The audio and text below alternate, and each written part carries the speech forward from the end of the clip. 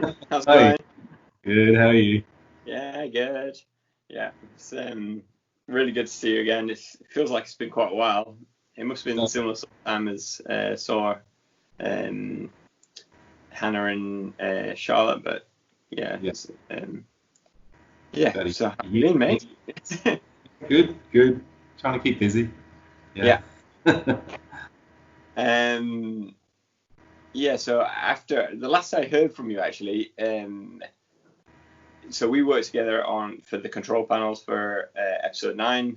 We were Yeah. getting all the big rush together for that, um, and then you started doing a bit of set deck stuff. Hey, you were Yeah. yeah, down more in the workshop doing some of that, which we talk about in a bit. And then yeah, what have you been up to since start at the beginning? Where would you like to start? I mean, so I went straight from Star Wars to do Krypton, which was a Superman Hey, yeah, TV. that's it. Yeah, Um, so that was in Belfast, and that was a bit of a funny one. I mean, the sets were quite nice, but the show itself, I wouldn't say was, really amazing. Not to badmouth it or anything, but I haven't watched it, and I don't know if it's still going anymore. yeah, But that was really fun. It was really, really interesting. yeah. Yeah, it'd be Um, interesting to work in Belfast as well. They yeah. did a lot of Game of Thrones over there, right? Yeah, so I did a month on the pilot of Game of Thrones as well for that new show they were doing. Yeah, that's awesome, man. Yeah, but that ended up getting cancelled, so that was a bit of Really? a. Oh, I didn't know that. So they were Yeah, doing a Westeros history one, right. but they've canned that, and now they're doing a completely different one about like I think it's going to be the dragons and High Valyria, Right, okay. the fall of Valyria. So I think unfortunately that means it's probably going to be shot mostly in Spain. So I don't know if Right. Belfast getting the crew that time. Oh, interesting. Yeah, Yeah. it kind of makes sense if that's where the story's based, but yeah. Bit Yeah, of a no, shame it is. that Belfast because Yeah, they had whole workshops and crews devoted to Game of Thrones, and now it's just gone. yeah, Um, but they're doing some Viking stuff up there at the moment, I think, and like there's always a okay. bit of work going on there. Yeah, Mm. yeah, it's, Other than that, just DB props. yeah, Over at Lebanon, doing a whole bunch of mixed stuff for them. yeah, with Phil. Yeah, Yes, with Phil. Yeah, Phil and Dean. Yeah. yeah, nice. Yeah, Dean's great. So that Oh, was pretty good. fun. Video game replicas we did there as well. Wicked. So make some nice stuff with them. Yeah. I went to uni with Chris Costello. Is he still working there as well? No, he's not. He might be back there now, but he's been Right. doing it now. Yeah. He's got a whole troop of kids, so I'm sure he's Yeah. busy where he is, even if he's at home. Yeah. I think there's one every year. Yeah.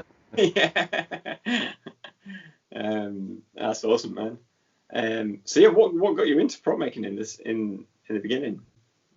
um, I mean, I've always done props and models just for myself since I was a kid. Yeah. Um, and I never really saw it as an industry, I guess. I never really thought that I could work in it. Yeah. I mean, being in Australia, the film industry isn't as huge, especially not in Brisbane. Hmm. And I really looked into it, I guess. Like, I've always loved films. I always watched the behind the scenes stuff, but it never really just clicked with the people who do that as their job. And weirdly enough, I went to Weta and did the tour there, and Yeah.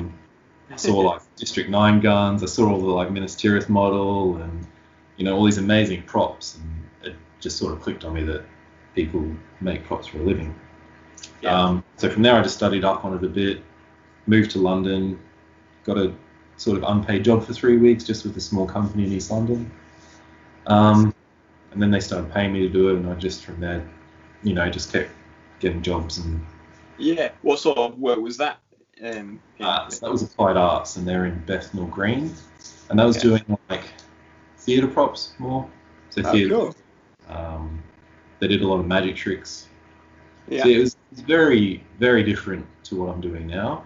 But I Yeah. was lucky enough to work with a guy there who had a 3D printer, and this was, 5 years ago now.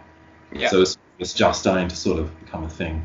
And he Yeah. taught me 3D print and sort of started teaching me how to 3D model. And I think I was pretty lucky to get that because that sort of put me a bit ahead of the industry in that regards, where I Yeah. didn't have experience of making as much as a lot of people. and definitely didn't have the materials and what to use.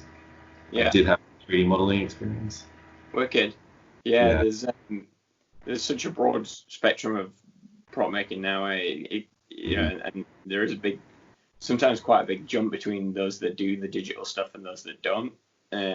Yeah, I kind of see myself as like halfway in between, but yeah, I do a lot of the Rhino stuff, you know, but mostly, to be honest, I've been doing stuff for laser cutting 2D stuff. You know, I've done some 3D modeling and things, but very little for 3D printing as an output. I think. Yeah, but great. I mean, like for me, the 3D printing is mostly for personal stuff because it is still, I'd say, a bit too slow for professional. You know, you have to be making things so quickly that usually it is quicker to make it rather than 3D print, you know, fill and sand and clean it all up. Yeah. Whereas when it's my own stuff, you know, it's just a lot easier for me to have one thing I'm working on rather than trying to get all the materials together. And, It's been very interesting because obviously when we were working together on episode 9, everything was done in quite an old school way to match the sort of 70s aesthetic. So we used very, very little 3D printing on any of those Star Wars films within the prop making department. I know a lot of other departments would have been using it, but in terms of the sets, like virtually none. Just odd bits and pieces here and there, maybe with some of the weapons and stuff. But yeah, I found kind of the opposite approach. Weta is much more new school model making, and you know they like to print a lot of their stuff, and yeah, they've got a lot more high end printers than I've seen elsewhere, so they get kind of a lot higher finish from it. So that's just the sort of the way that their pipeline tends to work out. That I think it's sort of that way. We're starting to get 3D printed components in props and stuff, whereas like they'll sort of mix the two now. Yeah. So like there is I think there is a happy medium, and like I've seen some downsides in various different jobs for where printing's used inappropriately, but when it is used in the right place, it is great, and it can get some different results than you would have spent a lot longer, and quite uniform things as well, like all that sort of and symmetrical and all that sort of stuff. Yeah, exactly, and weird shapes and things like that. Yeah, I mean, it's got its place, but it's just another tool, and I think there's a lot of people opposed to it because they see it as they've probably worked with bosses who did do the just 3D print everything and just clean it up. It becomes a bit of a factory, but that's not using it the way it's meant to be used. It'd be like using a drill to sort of using it all as a lathe rather than a lathe. Yeah, right. So yeah, I mean, it's got its place for sure, but like you say, it's another component really. To use everything together. Good. Yeah, and like you said, in terms of Homer projects, it's ideal because you can create all sorts of different shapes without needing a dusty workshop to do that. Yeah. I mean, I'm doing a Stormbreaker at the moment, and what's that? Sorry. A Stormbreaker, Thor's big axe. Oh my god, cool. Yeah, nice. Can't have a prop show without a prop. Here we go. Yeah, it's totally, man. That's great. Yes. That's all 3D printed, and I've got the filament printer and the resin printer. So like you can do all these bits with the filament and all these nice detailed bits with the resin. Hell yeah, that's so good, man. That's all just foam. Yeah. Yeah, like things like that, I could never ever do at home. Yeah. That'd be fucking impossible to get that nice. Yeah. Yeah, so it's great. Just, when I've got time off, I can just whack on the printer and. Yeah. That's really smart. Yeah, I remember on episode 9, you always had like a side project that you were working on. You were working on a claptrap digital model for that. That never, unfortunately. It didn't. No, fair enough. Yeah. It's still a nice digital model at least. Yeah. Yeah, and I still got the bits for it somewhere, but just when you lose momentum on a project, often it's hard to pick up again. No, fair enough. Yeah. You got to do what you're passionate about, especially if it's in your own time. You've got to have the energy for it, especially after you've been doing so many long hours. I've got pretty mad respect for anyone that just because it can be quite a full-on career as it is. Yeah, for sure. So where did we get to? You were just talking about picking up different work at different companies, and then it sort of chain reaction. Bounced from applied arts to Hot House. I did about 3 months there, just doing chippy work. Okay. And then I had a bit of unemployment, and then I did architectural model making for a bit. Nice. And then I went to do, it was sort of architectural model making at MDM in North Greenwich. Yeah. So we made it wasn't like a proper architectural model, but it was a big scale model of Berlin, just through the ages, so like key buildings and stuff. Yeah. And that was about a year and a half work, I think, with them, and that was quite nice. So I did a lot of the 3D modeling there, and I did a lot of the model making. So that was a really good experience for me, because I could spend, a month or two doing 3D modeling for the buildings, and then I could, when I got a bit bored of that, I could go and make the models that I'd 3D modeled. Excellent. So it was a great way for me to sort of work through the process. And I think that's where I really learned laser cutting, and I learned CNCing, and really how to separate things to be made. Yeah, nice. So that was really good. And it's quite rare, especially when you're working in big teams, to see a project from start to finish and do so many sections of it. And I personally find that very satisfying. If you get to do, you feel a lot more involved, don't you, and a lot more sort of personally gratified with the end result, because you feel that, you made that, or you had a big part of, even if other people helped or you were doing it in the team, you saw it through every sort of stage. Yeah. Exactly. So, I started on that like a month after it started, and I saw that all the way through I got to go out to Berlin and install it there. So it was really nice to see it, like you say, right through to the finish.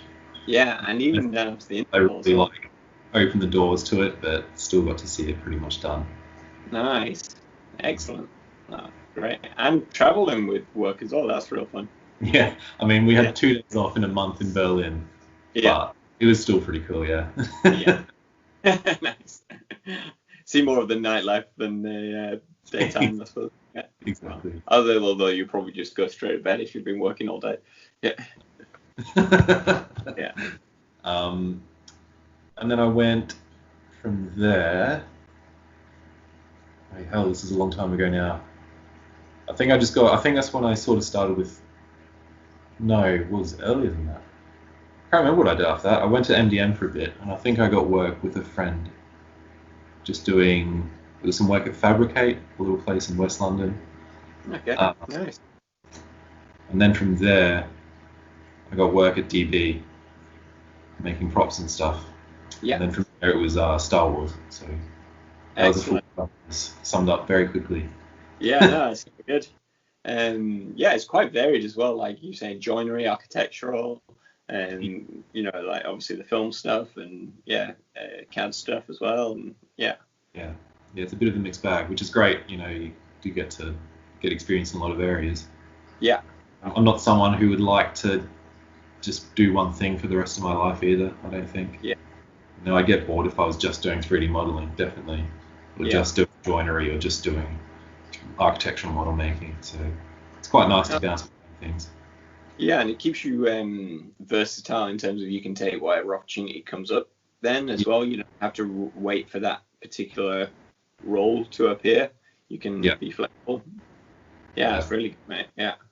I feel the same way about that as well. That was kind of the advice that I was given when I first started, because I was working at Paragon Creative in York, where they did museum stuff, and almost everyone there was telling me,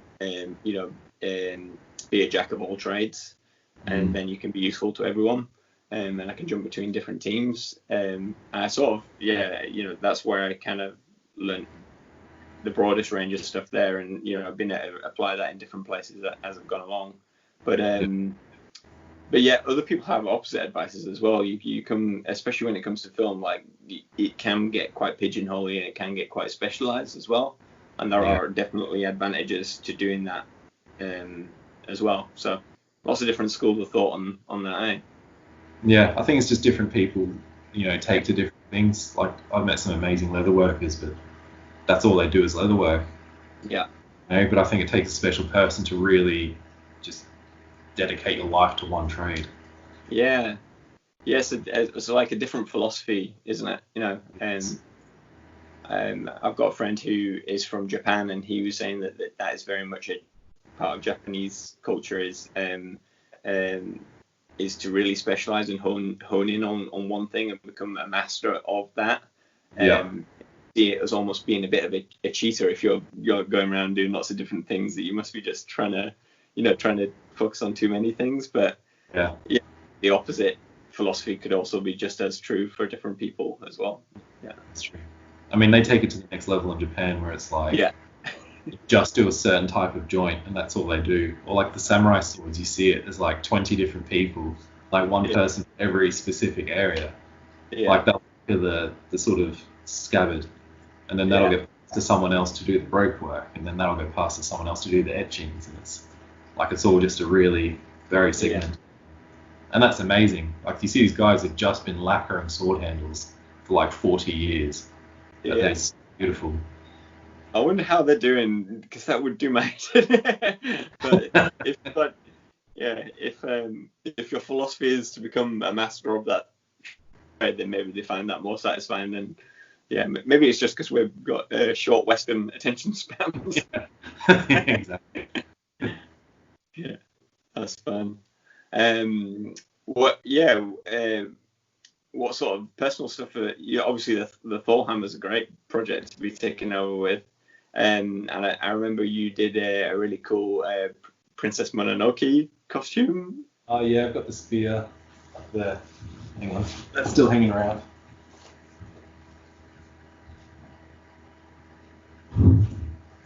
Won't be able to get it all in frame, but there it is.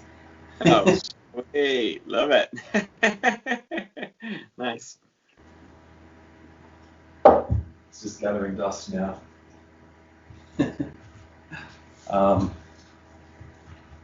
got a few other bits and pieces going. I'm doing the Master Sword from Zelda. Wicked. Yeah. That's sort of at the point where I can begin molding it soon. You saw I'm doing the BD one from Jedi Fallen Order, the droid. I love that little droid, eh? Yeah. Yeah. That's so cool. I haven't actually played the game, but obviously I watched all the trailers, and I can't wait to get onto it, really. It's amazing. I mean, you'll love it. Like, the artwork for it was just incredible. Oh. Yeah. Yeah, I'd love to get if they do an art book, I'll definitely buy that as well. There is an art book. Is there? Yeah, I've got it. Fantastic. Yeah. Sure. Yeah, I'll try and find that. Yeah, I love it. I love getting the art books of everything if I can. The lore of it was amazing. Like, the first planet you're on is like a shipbreaker planet, so they've got all the old hulks there that they're breaking apart for parts, and just that to start with was just really, really cool to see. Yeah. That's the cool thing about some of the stuff that we made for 9, and for all the everything that everyone works on that is part of the Star Wars universe gets recycled and re-put into the games and into whatever it is, the toys, or it all becomes part of a living universe. That was the real thing, was seeing those like same things that we've been working on. Like you see the consoles up on the wall and all the like pillbox pattern walls and stuff, and all the crates, things like that. It's just like, shit, I made that, and now I'm playing it in the game. Yeah. Cool.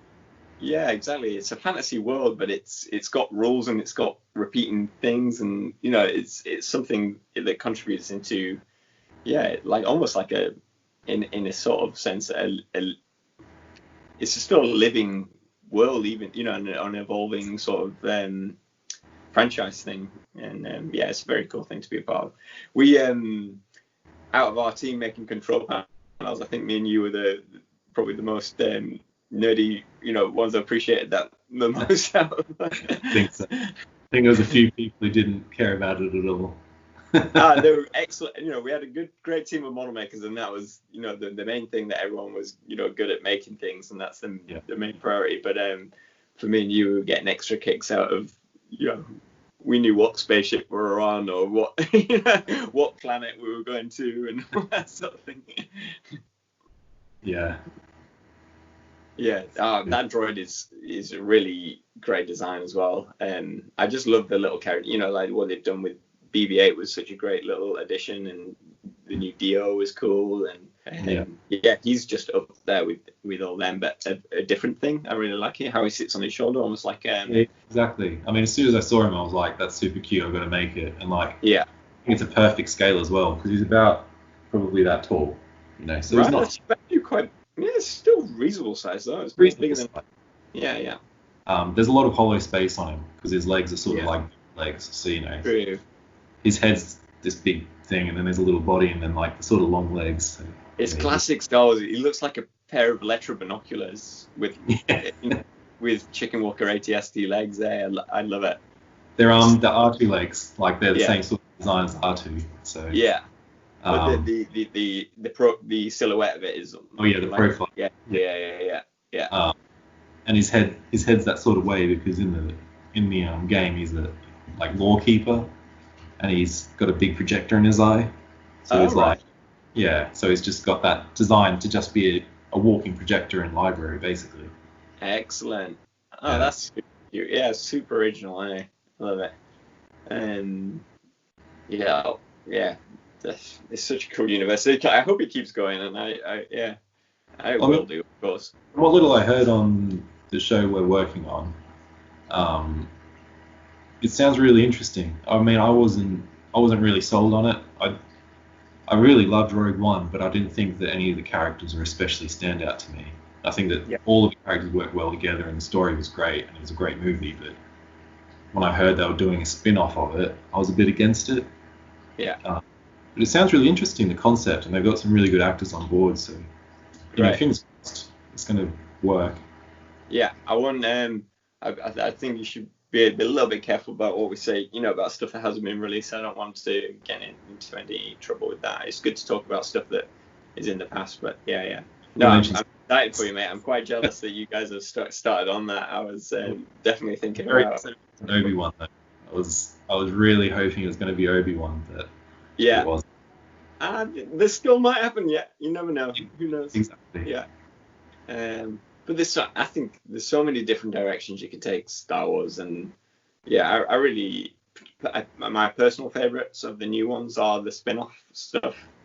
Stuff that has more of the kind of 70s look about it. I know they've gone for that with the trilogy stuff, but for me, Rogue One's probably my favorite. It was amazing. Yeah, it was a proper like Star Wars war movie, wasn't it? Yeah, exactly. And me and my brother were mad on Rogue One, Rogue Squadron, the simulator, X-Wing game. It was so good. Yeah. So good. And it reminded me of that. Yeah. So it's and I just for us that was a great one as well, because it was just jam packed full of all that 70s tech, so we're doing all the control panels for all the talking about data all the time, so transfer and stuff. But we saw quite a lot of our stuff for episode 9, eh? Yeah, a bit. A lot of panels, for sure. Yeah. I spent about 4 weeks, I'd say 5 weeks, making the snowmobiles for the snow planet. Yeah, right. Where'd they go? Yeah. Have you got any of the visual dictionaries or anything like that? Has it appeared in them? I haven't bought them yet. No. Yeah. I'm meaning to. I tried to get them over here. I think there was some delay with either the art book or the visual dictionary, but I haven't seen it in any of the shops over here. But and I've asked about it as well, and they said it's we've got to wait for it. But I don't know why, but let's fingers crossed that they appear in that at least. Hopefully. And mate, by the time they do like a Battlefront level of it, they'll be in that. Yeah, that's true. So cool planet. Yeah. What was the streets planet where they had the like Gestapo style stormtroopers pulling people out of the houses. Do you remember what that was called? I can't remember. Yeah, it's a new one, so we haven't got nerdy about that one yet because we haven't played it on the PlayStation. Yeah. I remember Babu Frick. Yeah. Dude. Yeah, and you were making the racks and things in there for that space as well. Yeah. So that was probably my main contribution from set deck, was that, I'd say, Cool. like a little droid workshop. Yeah. Nice. Yeah, because that room was just full of wrecks. Thanks to Mitch. Yeah, and we had a little break from control panels around that sort of time as well, because we kind of, our big rush was over, and we ended up helping out doing some of the decoration things that John Williams. That's right. Yeah, some of the John Williams tribute stuff, and yeah, I really enjoy doing that sort of making where you get a bit of freestyle. Yeah. Mm. Yeah. Yeah, it doesn't come up. No, it doesn't, sadly. Yeah. Maybe back in the old days. I was there's a really cool podcast. Oh man, I wish I don't remember it. It's one of the bays, something bay, but they interviewed the guy who designed IG-88. Yeah. Well, he was just basically just chucked it together out of loads of old parts, and had complete free reign over it. And so he did a bunch of them as well. And he was just a real Cockney geezer, just talking about like, oh, I just wired it up, I just did that. They said don't do that, I did it anyway. So, it's just completely different. Like, I was like, I would not get away with that. Like, there's no way we could do that these days. But I love that that's what it took to come up with some of those, real out there designs for, some of the original robots. Yeah, just looking at the droid designs on that lineup, like with the Jawas, like there's some real random stuff, in the Jawa from a lot of things. Gong Droid will forever be my favorite. Nice. Dusting upside down with a couple of like tubes. Totally. That can't be too hard to like do a cosplay of or make a. Yeah, for sure. Actually, that'd be a good one. Yeah, definitely have to look into that. Cool. Is there anything else you want to bring up, mate? Or no, not really. No. Yeah. Anything else you want to ask? Yeah, just like how you've been finding the quarantine, I guess, since we're in. Yeah, I mean, I think the hardest thing's been not getting paid. Yeah. Because I was not PAYE on the film I was working on, the TV show. So I can't get furloughed for that. But then last financial year, I was PAYE. So on that Star Wars movie, I was a PAYE on the short-term contract, which means that I'm not eligible to be paid as a self-employed person either at the moment. So unless something changes with the government's rules and regulations, then I'm just not going to get any money. So right. No, mate. But you also, because you're from Australia originally. Yeah. But most of your career's been in the UK so far, right? Yeah. A bit of a kick in the teeth, yeah. And I can't even claim benefits because I am Australian and we're not allowed to claim benefits when we come over. Right. So I'm basically sitting on no money at the moment. Yeah. That's it costs quite a bit of money to get back to Australia as well. Like, yeah, definitely. Yeah, that is a tricky situation to be in. Yeah, I'm on the opposite side of the planet, obviously in New Zealand now, and yeah, we'll see what happens with my visa as well. I'm not exactly sure, how that will play out, but hopefully, we'll be a bit more lenient and hopefully work starts up again and we can just get back to it. And yeah, exactly. I mean, it's just a waiting game. Like actual, proper cement news, but fingers crossed for July. Even if it's just like half days and stuff. I've heard people saying they're going to split crews, so you'll do half days, get half pay, but at least you're getting something and doing some work. And starting to get the ball rolling again.